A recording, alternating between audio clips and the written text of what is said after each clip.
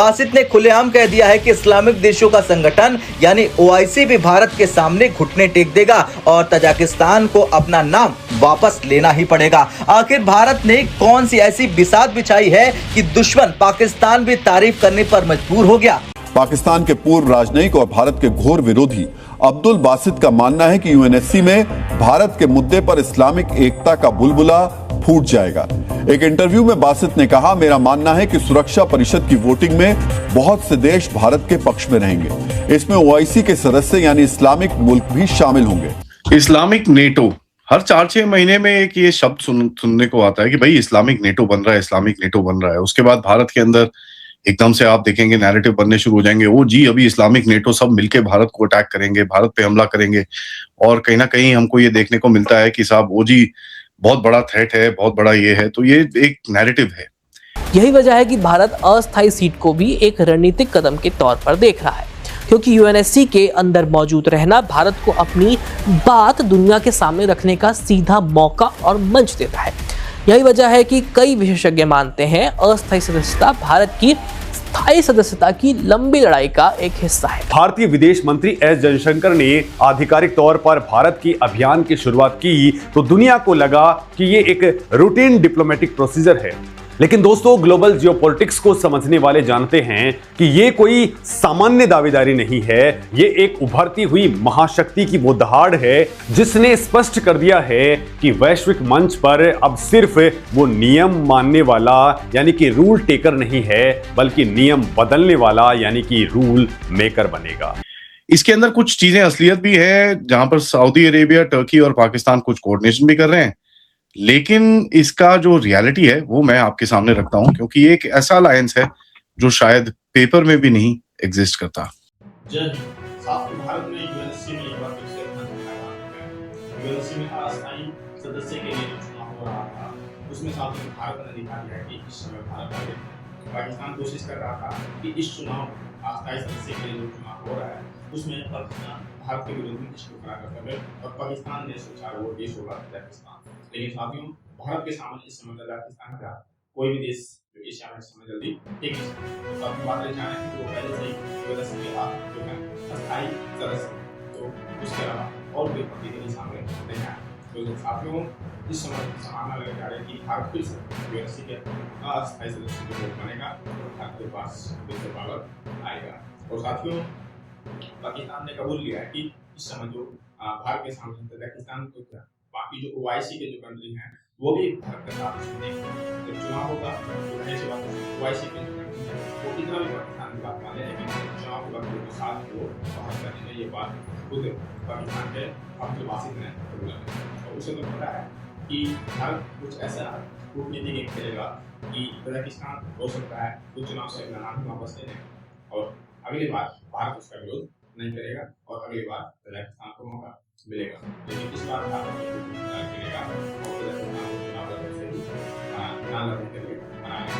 पाकिस्तान को यहाँ भी सब यानी साथ में देख सकते हैं कि पाकिस्तान जो है इस समय मान चुका है कि यूएनएससी में इस बार भारत को अस्थायी सदस्य जो है वो जो सीट है वो मिलकर ही रहेगा और इस बार पाकिस्तान कुछ नहीं कर पाया। इस बात को उन्हें अफसोस भी होता है। दोस्तों, भारत संयुक्त राष्ट्र सुरक्षा परिषद के अंदर साल 2028-29 के कार्यकाल के लिए अस्थायी सदस्यता हासिल करने के लिए मैदान में उतर चुका है। अब यहां सबसे बड़ा सवाल ये उठता है कि जो भारत लंबे टाइम से परमानेंट सीट और वीटो पावर की डिमांड कर रहा है, वो अचानक से एक 2 साल की टेम्पररी सीट के लिए इतनी भयंकर एनर्जी क्यों लगा रहा है। तो दोस्तों, इस सवाल का जवाब उस बड़े मास्टर प्लान के अंदर छिपा हुआ है जिसे भारत ने बहुत ही शांति से अंजाम देना स्टार्ट कर दिया है। दरअसल दोस्तों, ये अस्थायी सदस्यता भारत के लिए एक ड्रेस रिहर्सल और प्रेशर टैक्टिक्स ज्यादा है। भारत इससे पहले 8 बार यानी कि कुल 16 साल तक इस सुरक्षा परिषद का अस्थायी सदस्य रह चुका है, लेकिन ये 9वीं बार का चुनाव पिछले सभी अभियानों से बिल्कुल अलग है। भारत दुनिया को ये दिखाना चाहता है कि जब पूरी दुनिया 2 बड़े युद्धों की आग में झुलस रही है और संयुक्त राष्ट्र पूरी तरह से मूक दर्शक बना हुआ है, तब भारत ही वो इकलौती ताकत है जो ग्लोबल साउथ की आवाज बनकर के इस अप्रासंगिक हो चुके सिस्टम को बचा सकती है। भारत ये साबित करने में जुटा है कि दुनिया की सबसे बड़ी आबादी और बहुत जल्द थर्ड लार्जेस्ट इकोनॉमी बनने वाले देश को बाहर रख कर के आप दुनिया का कोई भी बड़ा फैसला लागू नहीं कर सकते हैं।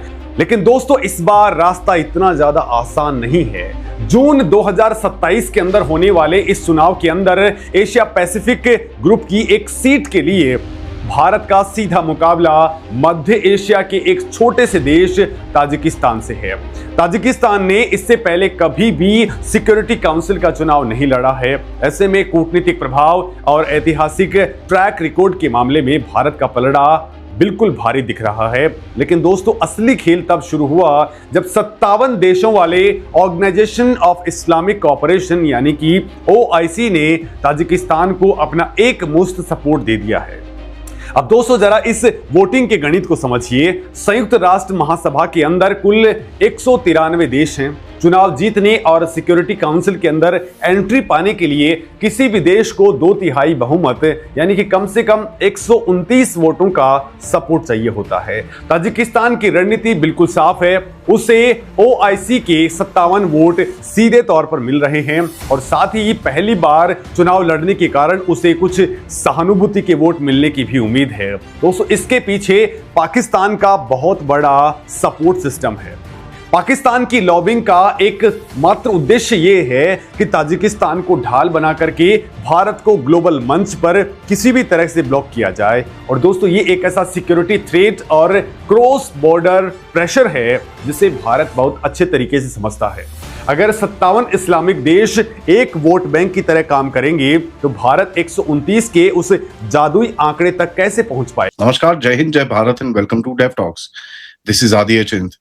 अब देखिए, इस्लामिक नेटो जो है ये एक आप देखेंगे पिछले 4-6 महीने पहले भी ये पूरी चीज बाहर निकली थी।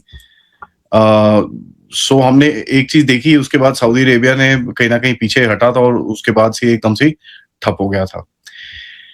अब हो क्या रहा है कि जो ईरान की वॉर है उससे एक स्ट्रेस टेस्ट हो रहा है। किस चीज को? सऊदी अरेबिया और पाकिस्तान की जो अलायंस है उसका एक स्ट्रेस टेस्ट चल रहा है, क्योंकि इस टाइम पे जहां पर पाकिस्तान को बेसिकली लड़ना है सऊदी अरेबिया से 15-20 हजार जो फाइटर लेके आए हुए हैं, उसके जो सोल्जर्स लेके आए हुए हैं, उसके बाद जो फाइटर शाइटर्स भी लेके आए हुए हैं, कुछ एंटी एयर डिफेंस चीजें भी लेके आए हुए हैं।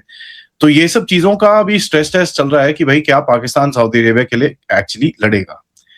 पाकिस्तान ने सऊदी अरेबिया को एक थोड़ी सी स्ट्रेटेजिक डेप्थ दी और टर्की अब देखता है कि भाई कहीं ना कहीं उसके अंदर कुछ मिल जाता है। लेकिन क्या टर्की एक्चुअली देख रहा है कि ये एक नैरेटिव निकला है? जब भी आप देखेंगे कि भाई पाकिस्तान का कोई बंदा टर्की में जाके मीटिंग करता है तो उसके बाद ये नैरेटिव बाहर निकलना शुरू हो जाता है। अभी रिसेंटली हमने देखा आसिम मुनीर की जो विजिट हुई टर्की में, उसके बाद सडनली ये नैरेटिव दोबारा से बाहर निकला। बट एनीवेज, अगर आप देखें जो सऊदी अरेबिया है, इसको जरा थोड़ा सा स्ट्रेटेजिकली देखें। सऊदी अरेबिया को थोड़ी सी रीजनल ऑटोनॉमी तो चाहिए। It need some sort of a defence arrangement regionally, but उसको एकदम एंटी अमेरिकनिज्म की तरफ नहीं जाना है। उसको पूरी तरह से अमेरिका से ब्रेकअप नहीं चाहिए।